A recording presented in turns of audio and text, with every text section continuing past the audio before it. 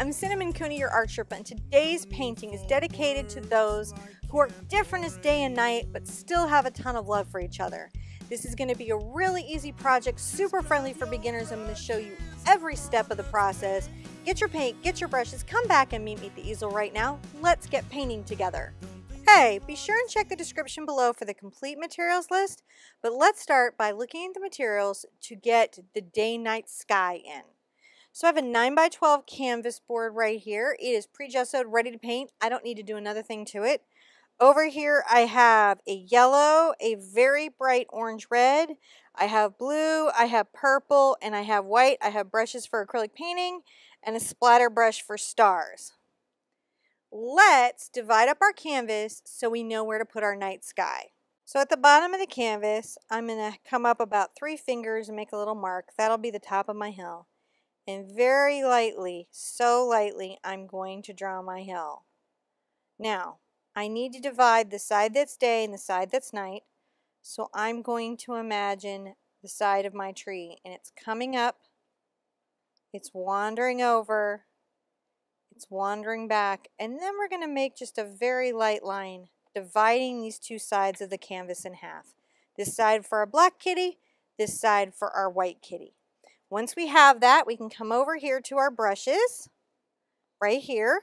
And I have a number 12 Black Pearl Bright. This is a synthetic brush with stiff filaments, ready to paint. I am taking water, dragging off the extra, and I'm going to get my red paint. I'm going to make sure that my brush is nice and loaded with my paint.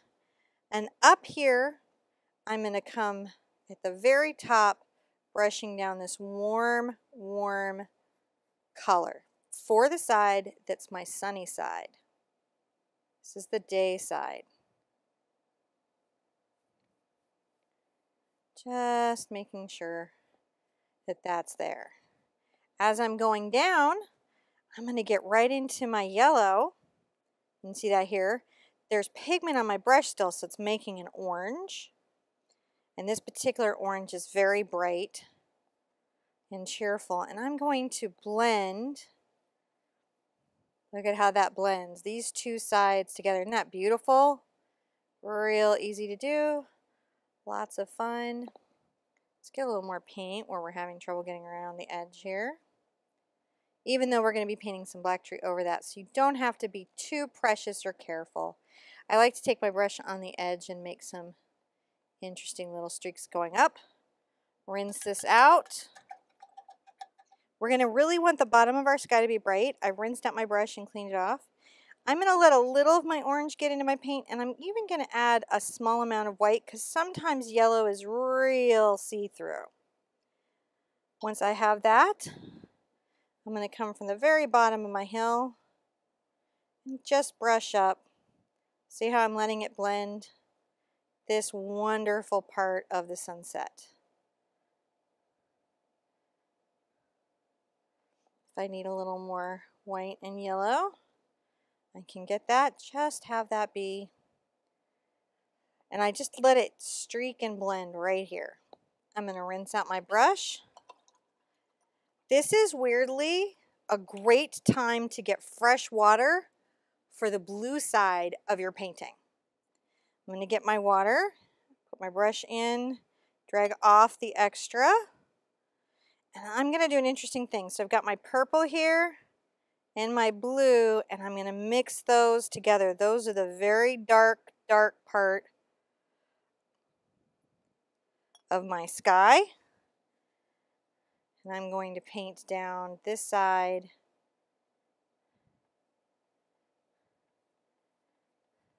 Just like I did the red. Just painting my night side down. I want it to be a deep night. So the purple really helps me with that. You could do it just blue if you wanted to. Now I'm going to get some more just blue. And I might even add a smidge of white to it so it starts to brighten. Can you see that there?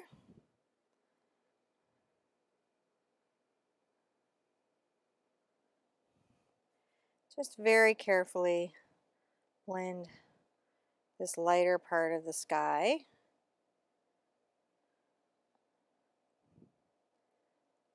up.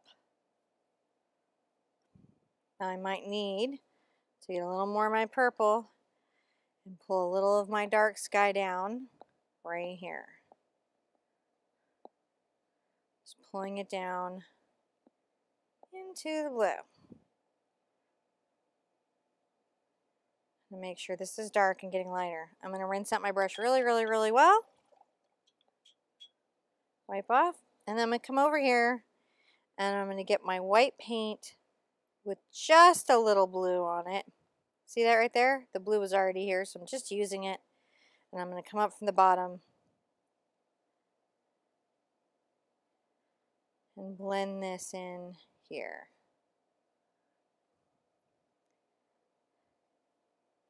I don't want it to be too light because my white cat is going to be here, but I want it to feel light enough.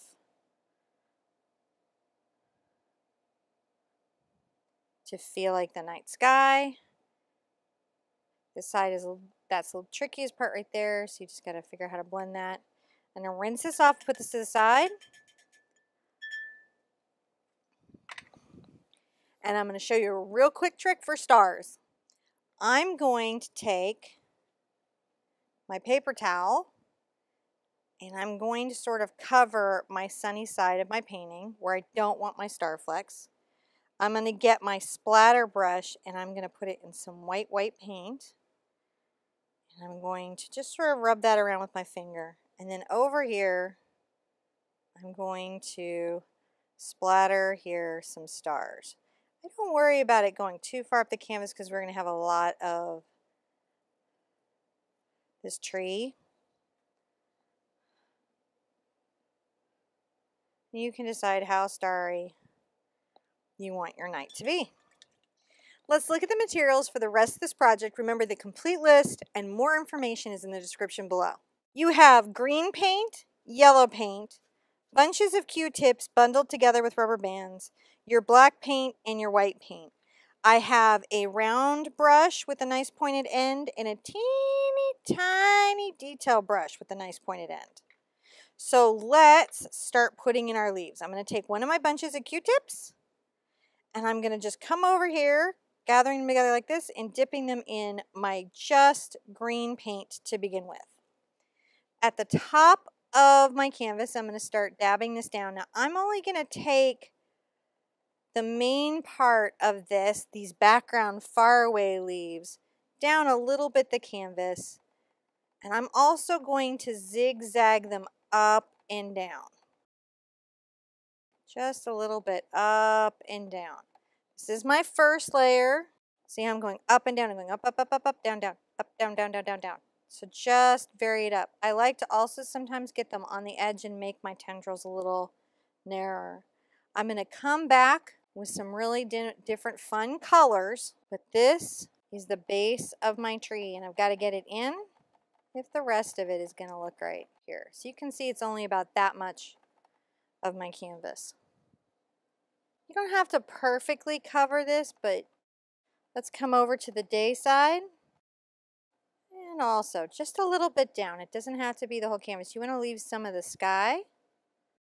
I don't get fuzzy Q-tips because of the kind I use, and I do include that in the description, so you can get that exact one. I'm going to just make sure that this isn't a straight line across. I want some of these to fall down. And be different lengths so that they're interesting. Trees should be very interesting. Once you have a basis,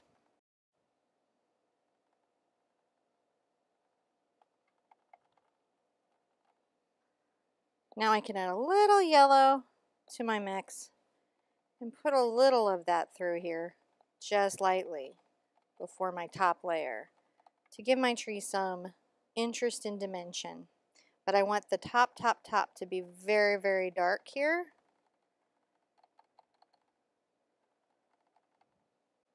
I'm going to let that rest for a minute and put this to the side. Okay, let's paint in our hill and our tree. I've got my round brush. This is a number 4. And I'm going to load my black paint to the tip of this.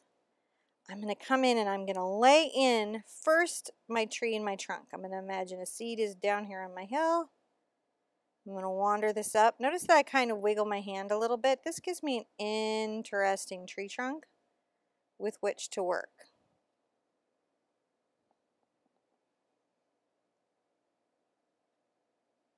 I'm pulling this up into here. Now I'm going to come over. I think I want my tree to be about 1 inch at the base and wander up. It's a very upright tree. So let's give it a lot to have going on. And I'll just paint all of this black with my brush. So I'm just filling that in. And I'm looking to make sure that I'm liking the feel of my tree. It feels very natural and like it's grown somewhere. Now I'm going to paint in just the hill at first, just black. And even though I'm going to have a lot of grass on it, I like to make sure that my lines aren't just very smooth and straight. That'll help me as I go. See, the hillside is not just a dome or a cup.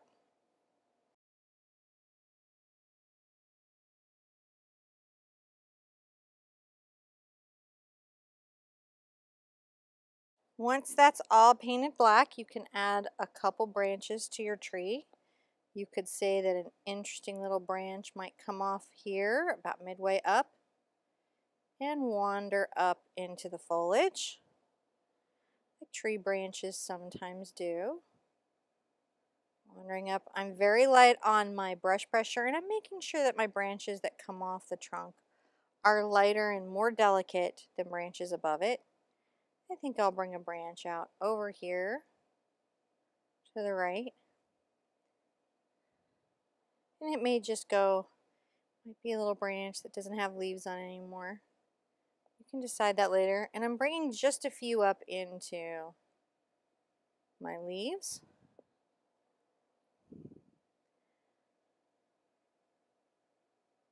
Just to make my tree interesting. I can roll off my extra paint if it's overloaded and get a little of my white paint and come here and make an interesting knot by making little circles. Maybe I'm going to make some little bark lines. Notice I'm wiggling my gray around, adding some interest to that. A little bit coming up here. So it's gray, it's not bright white. And I can bring any of that into my little branches as I need it.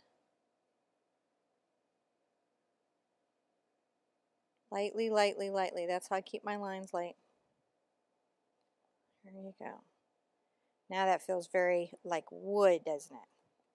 I'll rinse this out a little bit because it's a little heavy. And I'm going to add just paint anywhere I need to touch anything up. I'll put this aside for a second while this is still drying, and I'm going to get my little teeny tiny brush. This is a number 0 round, and it's going to give me a lot of control over what I do. So I'm going to load my brush up with just a little bit of this, and I'm going to decide that my kitty is going to sit right about here, and he's going to be about this high. And so the first thing I'm going to do is draw a little circle with my white paint.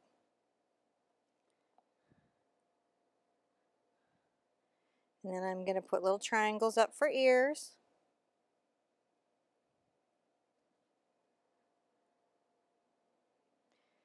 And a little tiny neck coming down a little bit. Now his body, he's kind of looking off into the distance over here. So I'll bring his body over to the right. And what I like to do is bring a leg down. Maybe like another little friend that's a leg that you can see the sliver of sky through. And then I can finish his body down here is going to be off. We don't see it in the grass. These two cats may be different as day and night, but maybe they're best friends or they're family. And I think it's fun to tell little stories in paintings like this. I'm just dipping in my paint and bringing it over here. Now I want him to have an interesting tail, so I'm going to come on the edge of my brush, pulling up lightly. And then I think I'm going to just twirl that around. Alright, that's all there is to painting him in. Let's paint in his friend. Take my black paint, and I'm going to come over here, find a spot on the hill, make another little sort of squish circle for a kitty head.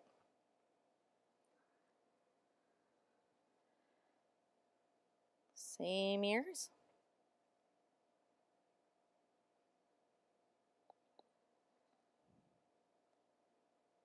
And another little body going off. With 1, 2 feet. Isn't that kind of fun way to do kitties? And one way that you can sit there and say that these kitties are different from each other is in their tails. So how you position the tail might show some different personalities.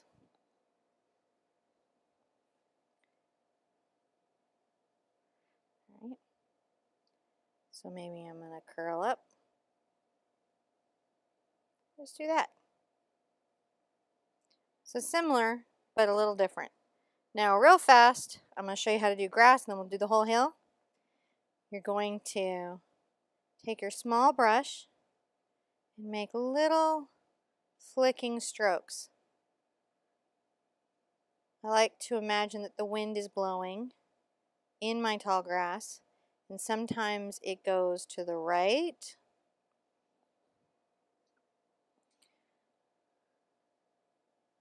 like this.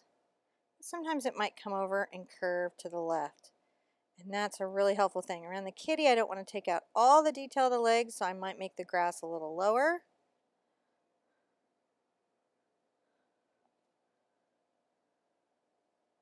And up through the tree.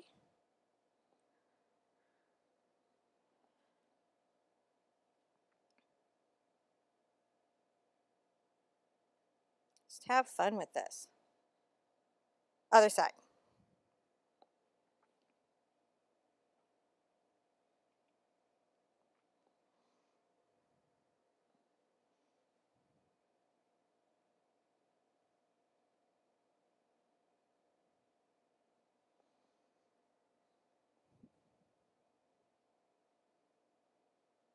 Just blowing the grass.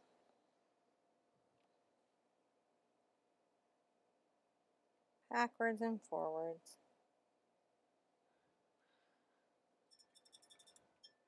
Once you have that, you get to put in the rest of your beautiful dripping cascading foliage with your Q-tips. Let's get those Q-tips. So I have these here, several bunches just put aside. And this is the top foliage. So now when I dab into the green, I'm going to come over and get a lot more of my yellow. I'm going to start talking about this part of the tree. I won't take out all my dark green, but I'm going to be adding a lot of dimensionality and even some different tendrils that are wandering down. I like to come on the edge of these again just to see how now we're creating some layers. Maybe in front of this little tree here. And you can take that down. Tell a little story.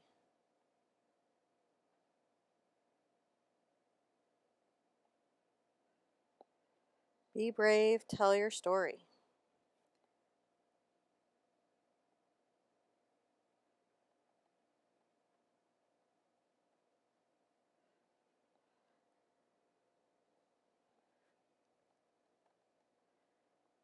Just taking this around so my tree starts to have a shape. If your Q-tips get a little fuzzy, I find it's nice. This is why I like to have bunches of them, so if they give me any grief, I come and just get some more. And I don't have to worry about it so much. You don't want to be fighting your Q-tips. That's crazy.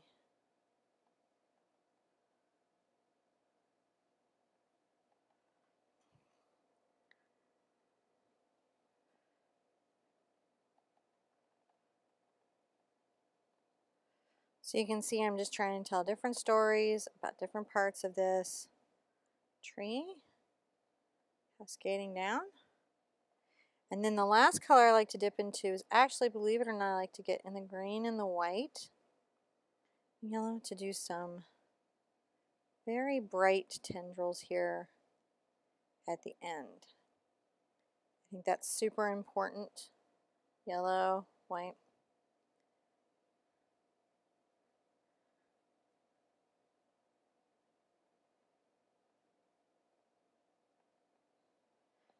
But not the whole tree, just the tendrils coming down where you're creating some drama. See? A little drama.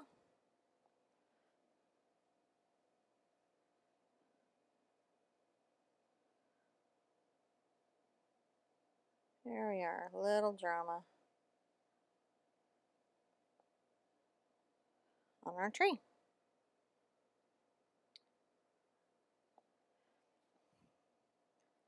So our two friends are together here.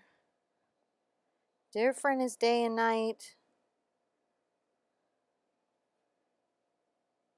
but still good buddies, still family, still together. That was a lot of fun, and I'm so excited to share another great Q-tip painting project with you. I hope you enjoyed your day and night tree. Be good to yourselves, be good to each other, and don't forget to show me your painting online. I'll see you at the easel really soon. Bye-bye!